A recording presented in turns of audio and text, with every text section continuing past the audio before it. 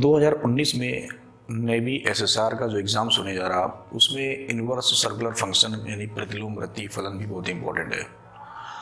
और इस टॉपिक से एक क्वेश्चन लगभग आने के चांसेस है। लास्ट ईयर भी क्वेश्चन आया था, उसके लास्ट ईयर भी क्वेश्चन आया था। सो ये टॉपिक बहुत इंपॉर्टेंट है क्वेश्चंस एग्जाम्स के नज़रिए से। बहुत ही बेसिक टॉपिक होता है, छोटा भी होता है ट्रिग्नोमेट्री का। तो आइए inverse function inverse circular function में कौन सा टॉपिक ज़्यादा हाईलाइटेड है, इसमें सबसे ज़्यादा प्रिंसिपल वैल्यू पे जो है फोकस करना में, मुख्य मान पे क्या होता है। उससे पहले हम लोग जो है सीखते हैं कि डोमेन और रेंज के बारे में जो है, जैसे किसी क्वेश्चन में a less than x less than equal to x less than equal to b लिखा है, तो इसे हम लोग लिखेंगे closed interval a to b।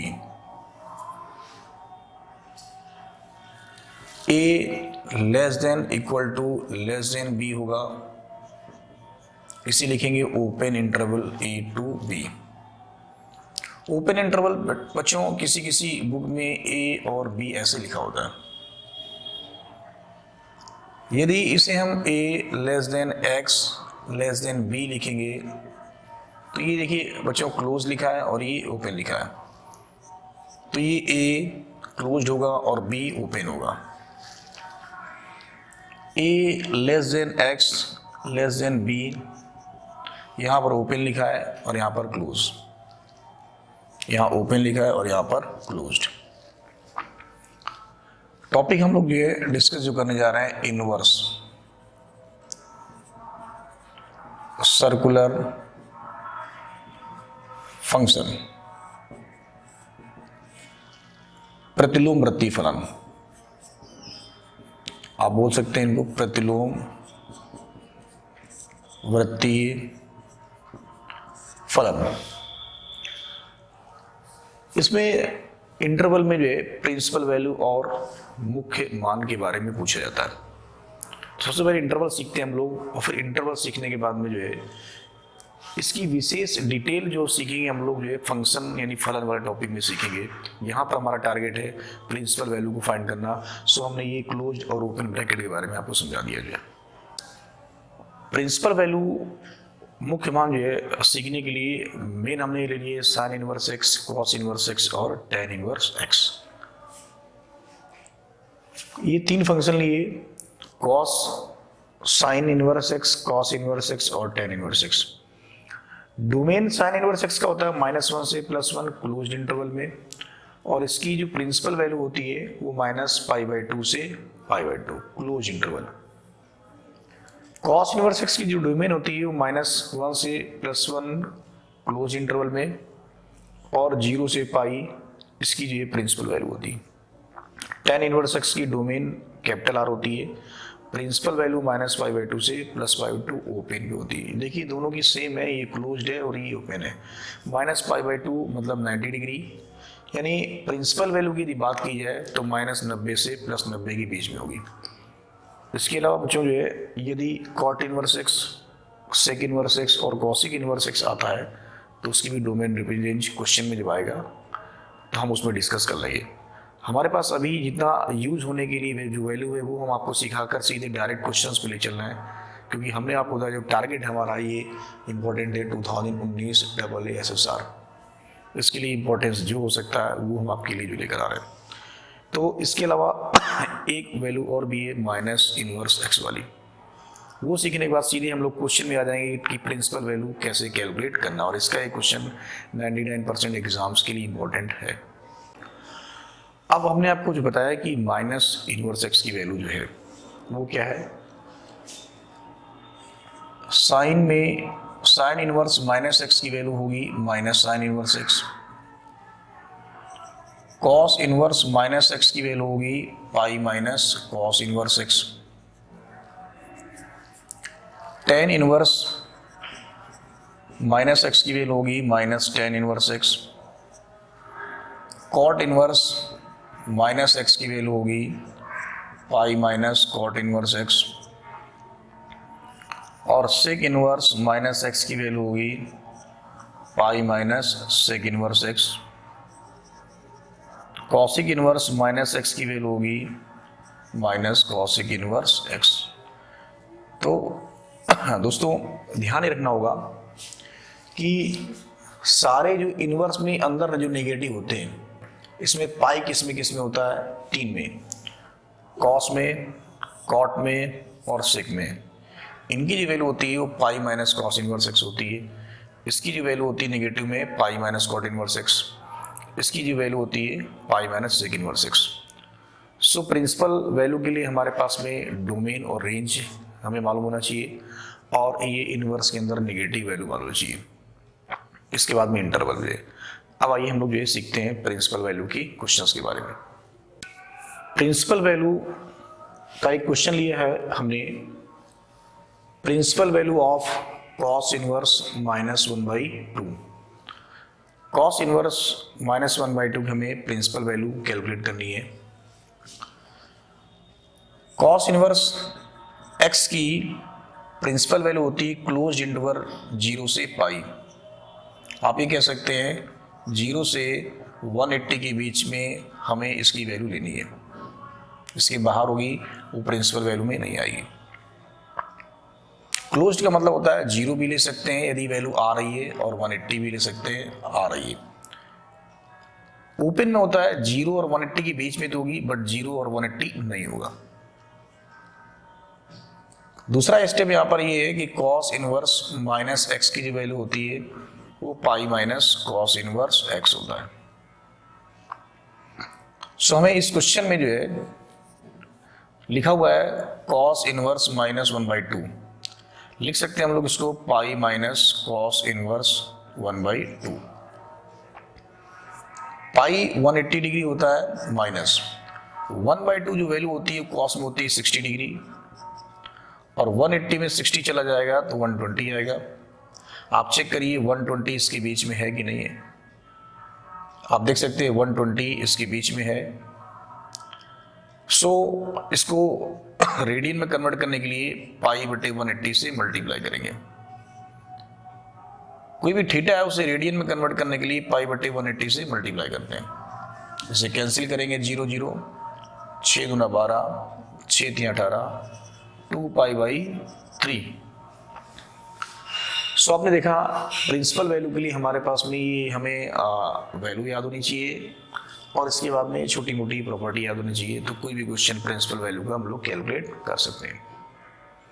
Exam में 99% जैसे मैंने बोला लास्ट ईयर की भी क्वेश्चन बच्चों आप देखिए, आप पूछिए एक दूसरे से कि प्रिंसिपल वैल्यू का एक क्वेश्चन लगभग क्वेश्चन एग्जाम्स में इंपॉर्टेंट है।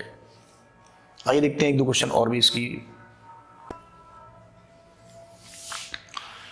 एक क्वेश्चन हमें लिया है इसमें principal value of cot inverse -1। Cot inverse -1 ये इसकी प्रिंसिपल वैल्यू फाइंड करनी है। कॉस इनवर्स एक्स की जो हमारे पास रेंज आई है वो क्लोज्ड इंटरवल 0 से पाई होगी, और कॉट इनवर्स की जो रेंज आएगी वो 0 से पाई आएगी, बट ओपन आएगी। सो इसको सॉल्व करने के लिए पहले तो इसका फॉर्मूला लगाएंगे,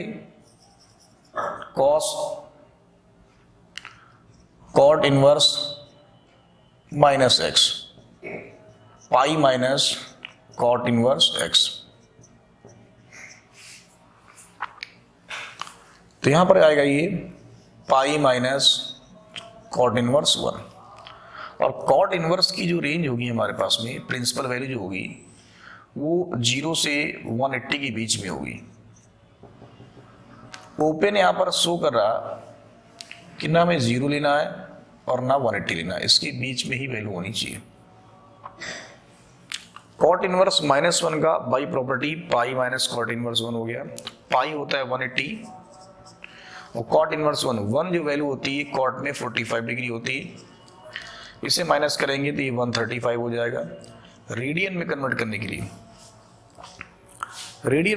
के लिए इसे पाई अपान 180 से मल्टीप्लाई कर देंगे। 45 से कटेगा 3 टाइम आएगा, और ये 4 टाइम आएगा। सो इसकी जो वैल्यू आएगी 3 पाई 4, और 135 देख सकते हैं इसके बीच में। सो कॉट इनवर्स -1 की जो प्रिंसिपल वैल्यू आएगी वो 3π/4 आएगा।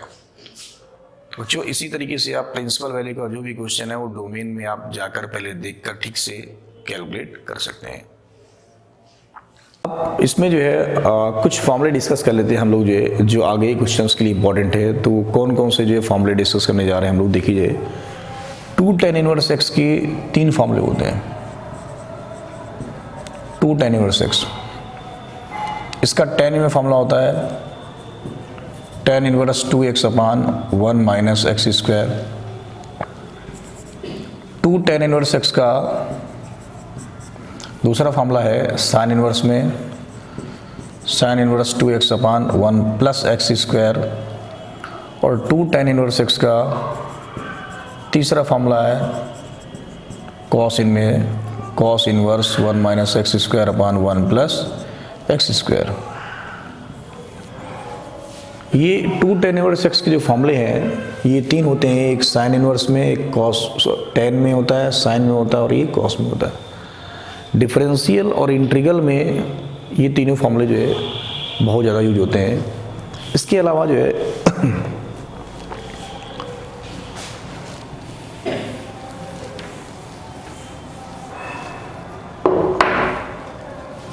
tan π/4 प्लस थीटा, इसकी वैल्यू होती है 1 प्लस tan थीटा और अपान में 1 माइनस tan थीटा। π/4 का मतलब होता है 45 डिग्री,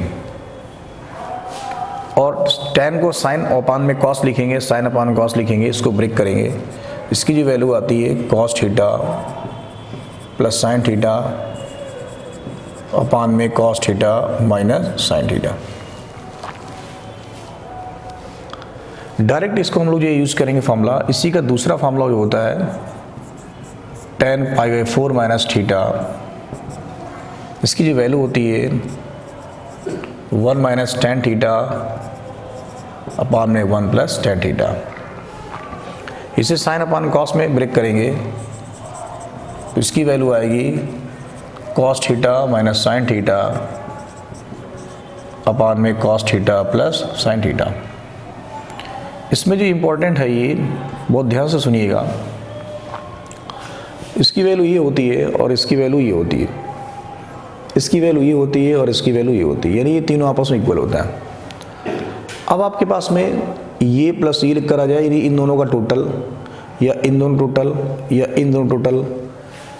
कहने का मतलब जैसे ये लिखा हुआ है 1 plus tan theta upon 1 minus tan theta, plus ये लिख कर आ जाए 1 minus tan theta upon 1 plus tan theta, या फिर ये और ये प्लस में लिख कर आ जाए। तो इसकी जो डायरेक्ट वैल्यू होती है, हम आपको डायरेक्ट लिखा दे रहे हैं, इंपॉर्टेंट है, आपको याद करना पड़ेगा। दोनों यदि ऐड हो जाएं, ये प्लस ये या ये प्लस ये या ये प्लस ये, इसकी डायरेक्ट वैल्यू होती है 2 sec 2 थीटा। इंपॉर्टेंट है क्वेश्चंस के लिए।